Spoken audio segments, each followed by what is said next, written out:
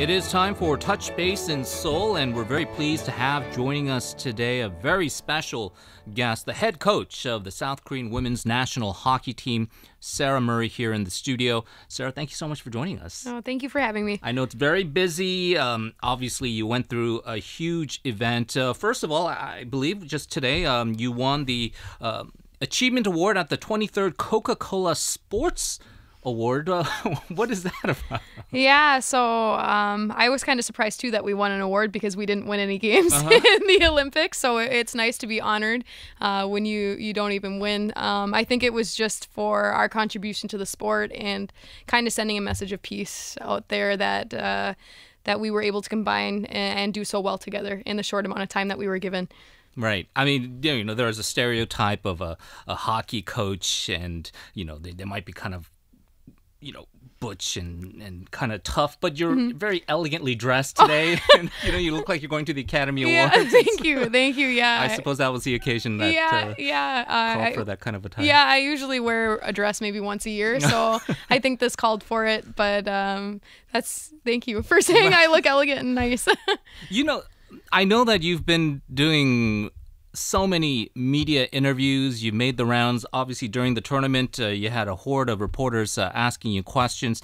And a lot of these questions that we may ask you it could be repetitive. But for you yourself, I think it's for the benefit of our listeners, it's important to know that is it safe to say you're sort of from hockey royalty? Your dad is a very accomplished coach, Andy Murray, in the NHL, in the collegiate ranks. You yourself, also a very accomplished player, two-time NCAA champion, I believe, right, from the University of Minnesota, Duluth. You, I suppose, were famous for being a very tough, I don't want to say undersized or petite, but maybe you're not this huge hulking type of athlete, but you were able to play. You had a record games streak. Do you feel that a lot of what you experienced, also your family upbringing, kind of brought you to this moment to be able to succeed? Yeah, I think that everything in my life has kind of led up to this, and kind of all the right past experiences and having all the great resources, like having my dad as a mentor and just a phone call away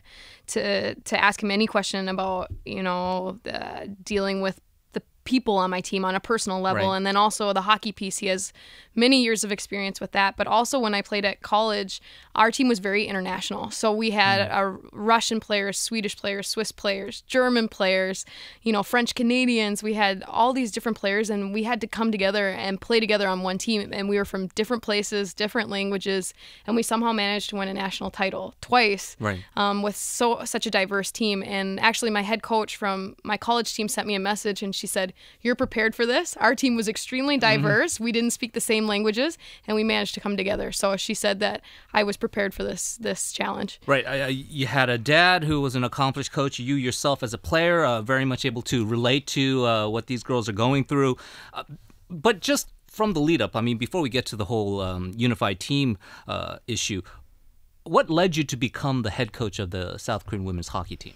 Yeah, so it's kind of being in the right place with the right past experience and kind of knowing the right people. So when Korea found out that they were going to be or potentially getting into the Olympics, and they made Jim Pack the director of the program.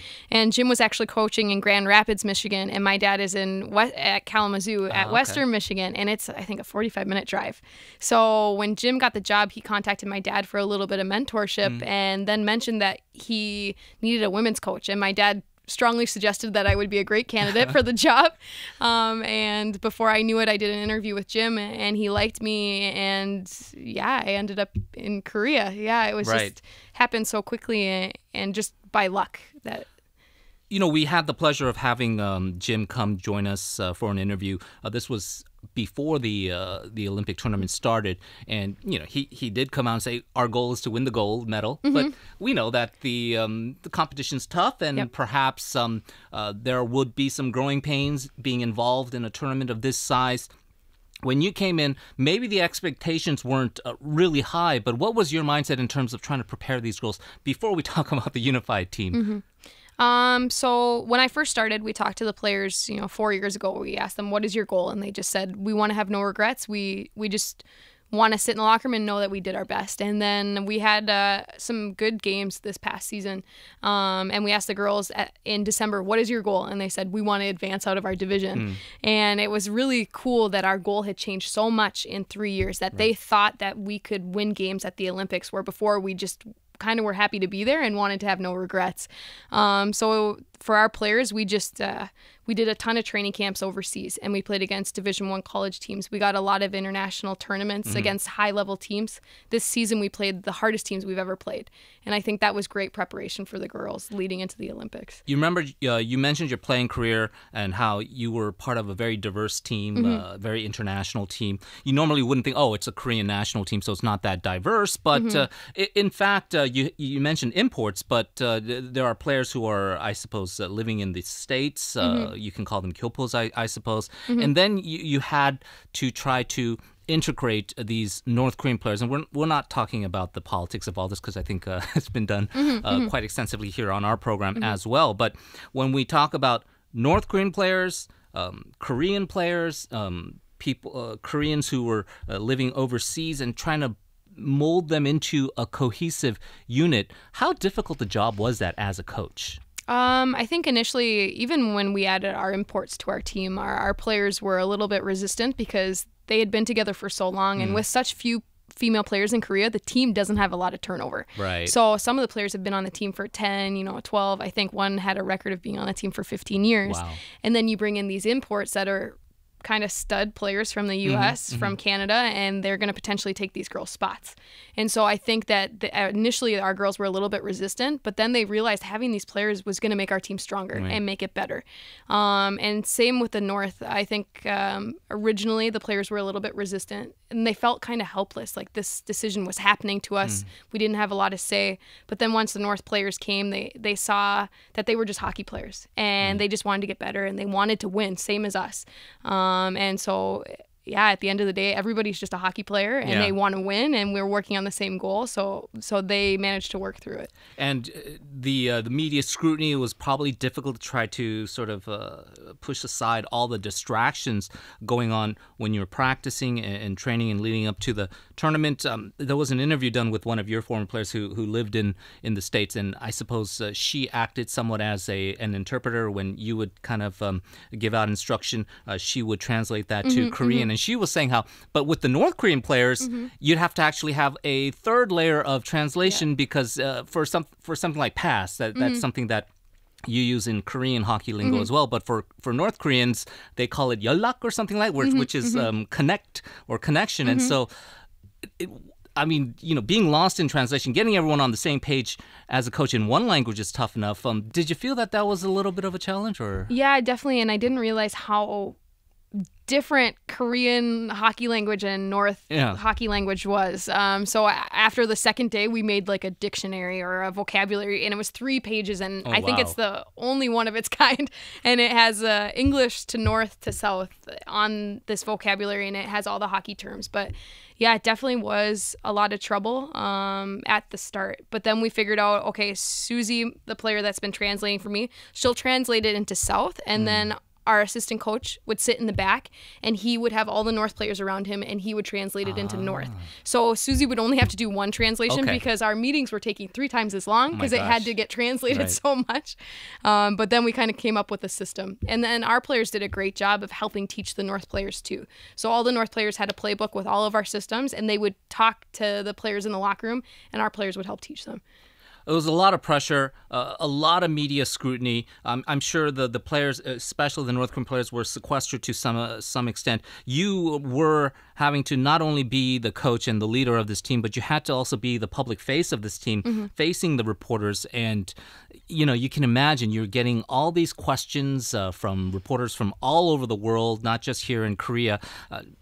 They talk about, I suppose, grace under pressure or being poised. Do you feel that part of your dad's heritage, and as well as just what you've been able to experience, kind of helped you navigate those waters? Yeah, I think so. I think growing up in a hockey family and having a hockey lifestyle, especially with my dad being in the NHL, you're just kind of around it. I remember being a rink rat and watching my dad do his press conferences when I was in like grade 5, sitting in the back row. So I have a lot of experience with watching interviews and press conferences.